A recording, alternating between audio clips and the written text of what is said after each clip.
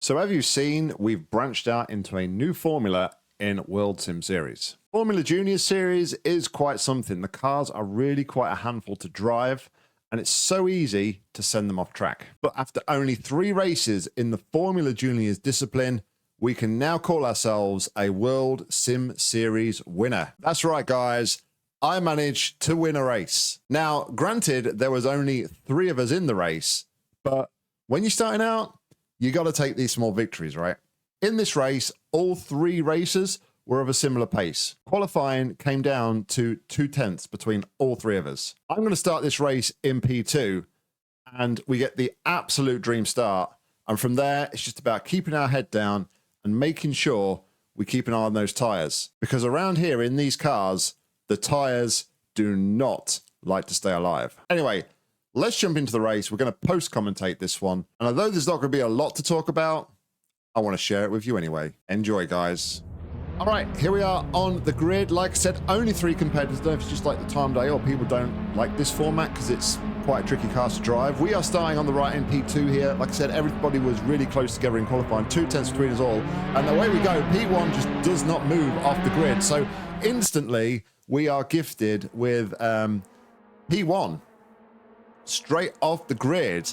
And as we go down to turn 1 here for the very first time, and I'm just kind of like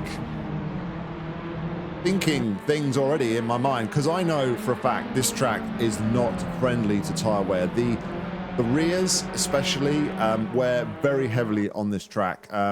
The rear left, yeah, it's just absolutely crazy how much wear it takes. So I'm already thinking, okay, how do I play this? Do I play this where I'm just going to take it easy and like try and save the tires for later in the race, or do I push all out and like try and build the gap early on while the tires are fresh? So I actually went with the latter. So I was pushing this whole time here. I'm just trying to break away from the 2 guys behind me, and also still trying to find my rhythm a bit with this track. It's a very difficult track to kind of get to grips with. It's very wide. It's a lot wider than I'm used to. I don't know if these cars are just like very narrow, but yeah, it was great fun. I managed, you know, just trying to keep my head down and ultimately seeing how competitive we could be here. Let's go on board with myself. We pinched the left tire there, and out the final corner. I've not got a great line here out the final corner, and I was trying to work on it in the race a little bit, but I really need to kind of like go on the power too early. I'm too scared of going on the power and just drifting out wide onto the grass. But although I'm scared of doing it, there is a lot of room that I can still take, because we're going to turn 1, sorry, for the very second time. I'm getting all over the place. P2, I felt here it was like gaining on me a little bit. So just trying to keep my head down, just trying to keep it on the track, because another thing I've found with this car is you spin these cars, then you instantly lose probably about 10% of your tyre wear. As we are a little bit of a cook, just managed to keep it on track. But yeah, did find in the early laps against the guy behind, especially like this middle section here, especially this fast section, I was like a lot quicker than the 2 guys behind. And this is where I managed to like pull away and make a gap. They seem to be quicker into the 2 hairpin corners later on in the lap, but I was able to pull a gap through those fast right-handers, which is really helpful for me. So it gave me that bit of a buffer on the straight. But I think we've actually lost one of the guys. There's only 1 guy behind me here, so yeah, it's pretty much like a one-on-one fight here, but the gap was up to about 2 seconds at this point. So again, like I keep saying, just trying to keep my head down, keeping it consistent as we come down to the final corner for the second time. At a quarter of the way through the race. See, like, you can probably tell here, like, I'm still trying to find myself through that final corner. I'm like dabbing the throttle and trying to give a bit more power because I've turned in too early, and then I don't want to let off the throttle because I feel like I'm drifting out too wide. I just need to have more confidence, and it's not easy with these WSS races because the car setups are locked, so there's nothing you can do about the car setups to like tweak them or, you know, give yourself like better turning or anything like this. Everybody runs the same setup, which is good because it makes it fair. Racing, everybody has the same equipment, the same machinery, it's still set up the same. As we nearly lose it on that curb, I think that's going to happen a couple of times in this race. These races are 15 minutes long. We've got 3 minutes longer than the MX5 Cup races that we have been doing in that series. You have a couple extra minutes as well for qualifying. So you come down to the fast section as well. But if you look as well, you can kind of probably tell, we'll go on board with the other guy here. You can kind of see the gap here. We ride on board with P2. They are dropping back. And I did feel like I was getting really good at those fast right-handers, like being able to carry the speed through. It is a balancing act though. You've got to get the turn in for the second one, especially like really spot on. It's to be like on point, or else you are going to, on exit, go over the curb and onto the grass, and then you're going to lose the car, as I have done many times before. But get back on board with ourselves as we go into the final corner once more to end lap 3 here. It's probably one of the better ways I've taken that final corner in this race as well. Steering was constant. I wasn't continually adjusting my steering input, and I managed to get on power and stay on power. So that was really good. I think that was even the fastest lap of the race at that point as well. I did have it briefly, but then I think the guy who is currently in P3 and trying to do a recovery, he actually stole it off me by about 2 or 3 tenths, I think it was in the end. But lap number 4, and if you can see in the rear view mirror, there's still quite a bit of a gap here to the car behind. As we come down here to the run up into the fast corners after this right-left chicane here. Turned a little bit too early and took a bit of grass. And I was kind of thinking, okay, I was probably going to open the door and give the guy behind me a bit of opportunity here to maintain, but to gain some pace.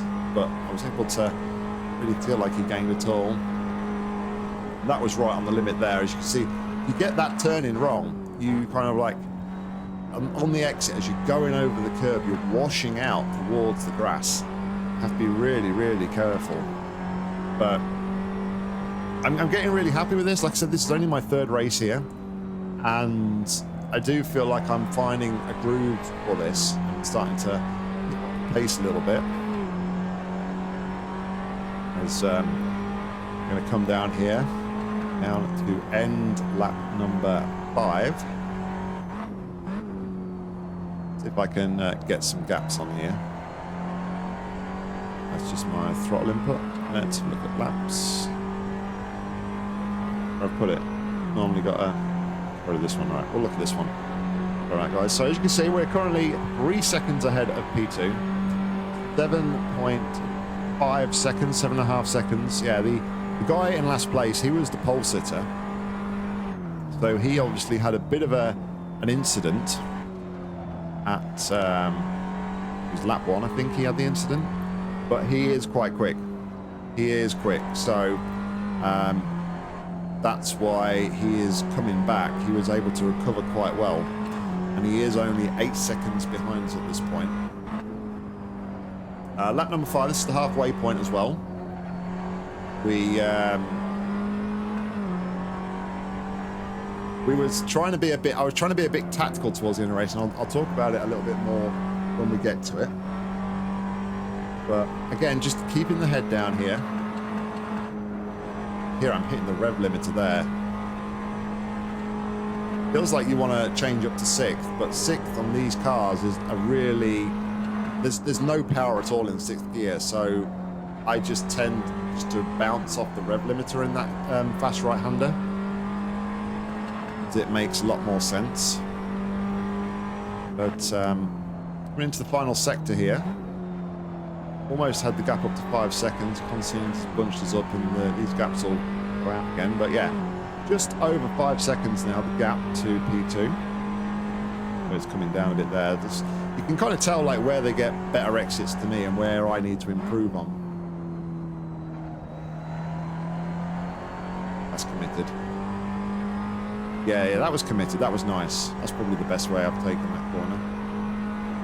And I think it kind of showed that the gap's kind of stabilised. We've not gained, we've not lost. So the gap to P2 there was pretty stable as we start lap 6 here, 6 of 9.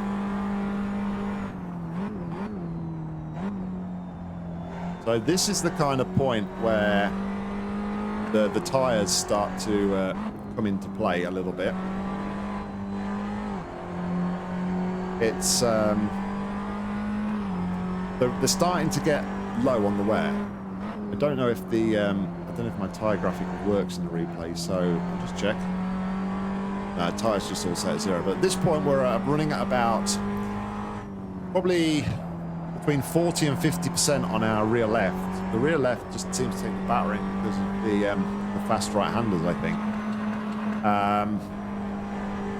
So yeah, I'm now starting to think, okay, we've got ourselves a nice buffer, about 5 seconds in front, but we probably need to now start thinking about just going a little bit more carefully, because we don't want to like have no grip when we're braking and like spin off the track and lose this position. Because so far we've done well. We've kept our head down, we've kept it out of trouble. We head into sector 3 again. You can see now on the timing screen, P3 has almost caught back up to P2 here, as we extend the gap slightly by half a second to 5.5. Again, just not being able to pick a good line through there is costing us, and we're having to kind of like play with the throttle a little bit. Lap number 7, 3 to go. And at this point, I'm looking at my tyres and I'm thinking, okay, I've got about 30% tyre wear left. We're losing between 10 to 15% of wear over the course of the lap. I'm looking at the time, and as we crossed the line there, I think we had about 2 minutes 50 left in the session, and a lap takes 1 minute 50. So I'm thinking, okay, so that means we're going to have 3 more laps here, because obviously 2 laps is going to take roughly about 2 minutes 40. So we're going to have 10 seconds free to do another lap. But looking at my tyre wear, I'm starting to think, okay, can I safely, and by safely I mean without like losing positions or anything like that, like reduce the pace? Can I bring the pace down so I don't have to like almost risk doing an extra lap? Because I know if I do an extra lap, then the tyre's going to be dead by the end of it, as the guy in P2's just had an off, unfortunately, so he is back of the pack, and we are now good, nearly 9 seconds ahead of P2. So yeah, I'm kind of trying to do the maths here, trying to do the math in my head as we come over the line, around the last corner, sorry, to start the penultimate lap. So we crossed the line here at about 2 minutes left in the session. I've just done a 1:51, and I'm thinking, okay, can I slow the pace down by 9 seconds? So I'm looking at the time and I'm thinking, oh no, he's only 6 seconds behind me. I don't think I can slow it down enough. So what I decided to do, my tyres at this point are like 17%. That rear left is really hurting. And you'll notice this lap, I really kind of back off a little bit, just to kind of, keep it on the track and make sure that tyre wear is not going to affect me too much, but also trying to back off the pace, thinking, let's reduce the lap time. Let's see if we can actually cross the line after the session time has expired, just so I don't have to do that extra lap. But as you can see, the gap's at about 6.5, 6 seconds. So we don't have, I don't feel at this minute we have enough time or enough of a buffer to reduce it enough. So you can kind of tell that we're taking it very, very steady on this lap. We're trying to save as much tyre wear for that last lap, knowing that, you know, ultimately we're going to have to cross the line and we're not going to be able to reduce the pace enough. So I'm just being really, really cautious here, just taking my time, whilst also trying to maintain a bit of a gap to the guy behind. Well, they ultimately decided, like, the final corner is going to be the big show. So we're going to go through sector 3 here, and we're going to get a good gauge of how much time we have in hand. And you see it's coming down, it's coming down. We've got about 5.5 seconds here. And I'm looking at the time here, and I think there's about like 20-25 seconds left. And I'm thinking, I don't know, I don't know if I want to do it, I don't know if I want to risk it. So yeah, we just crossed the line here, and I think we crossed the line with 6 seconds to go in the session, and as you can see the gap was only 4.8 seconds. So yeah, we would have thrown away the race potentially if we'd have slowed the pace down that much. But anyway, that's just, of course, thinking about it in hindsight though, that would only be if we completely backed off. We would still have had some momentum, so the gap wouldn't have come down that much. But I'd already committed, we was already across the line, and we're on to the last lap here, just taking our time best we can while trying to make sure we leave enough of a gap to the guy behind, because I really, just in case, you know, we go a little bit wide or like that, you know, a little bit of a correct there mid-corner. But through the fast corners for the final time here. And yeah, I didn't really, the entry there was quite aggressive, but I kind of backed off mid-corner. Very easy to spin the car there as well once we get a steering correction going on there. If you change down gears in these cars too early, it's very easy to let the back end go out. Even if you're on the brakes, the back end will go. So it's best to change down at lower revs so that you're not getting those traction and causing the car to get unstable. But here we go, we're through the fast S's for the final time, up to the final corner with 6.5 seconds in our pocket to P2, nice and steady around the final corner. No need to push hard here. And we're going to bring it home for our very first victory in WSS. Like I said, albeit there was only 3 people here in this race, but you got to take these victories as and when they come, because for me, I'm pretty sure they're not going to come around all that too often. So there we go, guys. There is our first win on WSS. Not the most excited of races, I'll give you that. But like I said, you've got to take these victories where you can. I was just more pleased that I was able to keep my head down and actually keep it on track for the full 9 laps, because in the previous 2 races in that formula, I've really struggled and I've had multiple offs. So for me, that's great progress. If you want to get involved in some of the action on World Sim Series, don't forget to check out the link down below. It'll take you through to the free sign up where you can race some events without a license or go for your rookie license. With your rookie license, you'll be able to join the Skippy Cup or the MX5 Cup series, as well as other community hosted events. All that's left for me to say though, guys, is thank you very much for watching. Hope you enjoyed my first victory, and until next time, see ya.